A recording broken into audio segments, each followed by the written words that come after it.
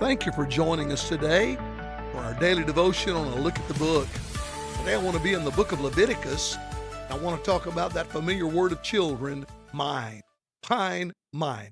One of the sweetest blessings of parenthood is watching your child take their very first awkward steps or speak their first intelligible words. Do you remember the very first word your child spoke? My youngest granddaughter, Kai, has a language all of her own. I admit that I can't understand it sometimes. One day she was visiting our home and I heard her speak her first words some years ago. The first word I could clearly understand. She was sitting in her high chair, and when her food was set before her, she looked at it, smiled, and said, "Wow." I burst out laughing, and I'll never forget that precious memory and that precious moment. It is exciting to listen to our children and grandchildren as they learn new words and their vocabulary grows. I confess that I can't exactly remember the very first words that my own children uttered, but I can assure you of one thing. Without question, one of the very first words every child learns is the word mine.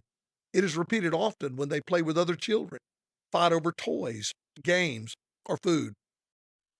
Tempers flare and tears are shed when a little boy or girl jerks something out of the hand of a playmate, screams, "Mine, mine, mine." But sadly, we adults never seem to grow out of that. Sometimes we selfishly spend our whole life getting and never learn the joy of really sharing.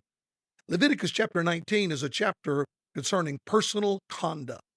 And Leviticus 19, verses 9 and 10, is a great exhortation about giving and sharing. God says this, "When you reap the harvest of your land, you shall not wholly reap the corners of your field, nor shall you gather the gleanings of your harvest. And you shall not glean your vineyard, nor shall you gather every grape of your vineyard.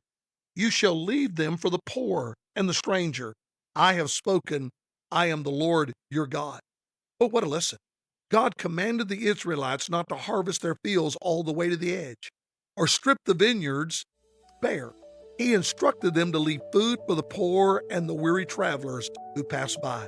What a lesson for the New Testament believer. What you have doesn't belong to you, it belongs to God. Be willing to share it with somebody else.